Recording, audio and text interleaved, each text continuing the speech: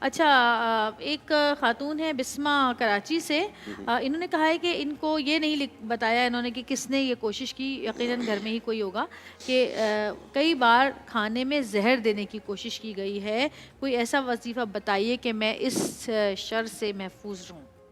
دیکھیں، کھانے میں زہر دینا اور اس قسم کے واقعات بے شک ہوتے ہیں، اس میں کوئی شک نہیں ہے، ہوتے ہیں ہر جگہ مختلف نوعیت سے ایسے کیسز جو ہیں وہ سامنے آتے ہیں۔ حضرت امام حسن کو جب آخری زہر دیا گیا، آپ کو ہاں 3 دفعہ زہر دیا گیا، 3 دفعہ، اور پھر جب خون کی الٹیاں آئیں تو آپ رضی اللہ تعالیٰ عنہ نے فرمایا کہ اب شاید میرے بچنے کے امکانات نہیں ہیں، چونکہ میرے جگر کے ٹکڑوں کو اس نے چیر کے رکھ دیا، ٹکڑے ٹکڑے ہو گئے۔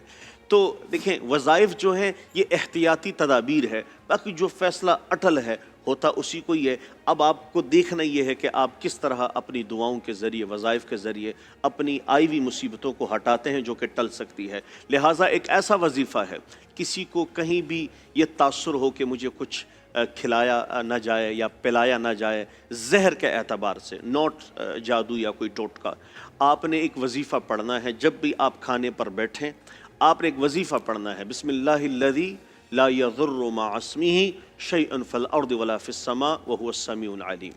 آپ نے یہ پڑھ کے بس ہلکا سا پھونک دینا ہے، بس اس کے بعد آپ کھانا کھائیں۔ انشاءاللہ العزیز خالد بن ولید جنگ کے میدان میں آ گئے تھے، تو ایک سپہ سالار جو سامنے لشکر سے تھا، انہوں نے کہا کہ خالد، میں نے اپنی تلوار کو 1 مہینے ایک ایسی زہر میں بھگویا ہے، اگر اس کا ایک قطرہ آپ کو لگ گیا تو آپ کو شاید اس کی طاقت برداشت نہ کر سکیں۔ تو انہوں نے کہا کہ کیا ہے وہ زہر؟ تو انہوں نے شیشی کھولی اچھا اور شیشی میں سے ایک قطرہ نیچے زمین پہ گرایا۔ جب وہ ایک قطرہ زمین پہ گرا تو زمین سے آگ بھڑک اٹھی، اچھا اس زہر سے آگ بھڑک اٹھی۔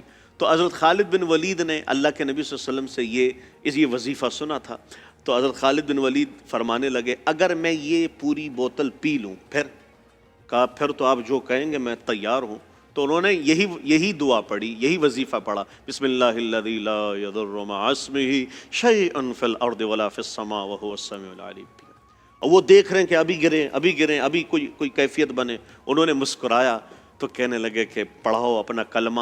جو سامنے لشکر کا سپہ سالار تھا وہی اپنے لشکر کے ساتھ لڑنے لگ گیا اس واہ، وظیفے کی برکت سے۔ سبحان تو اللہ۔ انشاءاللہ کہیں بھی آپ کو لگے کہ کسی نے کوئی ایسی شرارت کی ہے، آپ یہ وظیفہ پڑھ لیا کریں، انشاءاللہ نجات ہوگی۔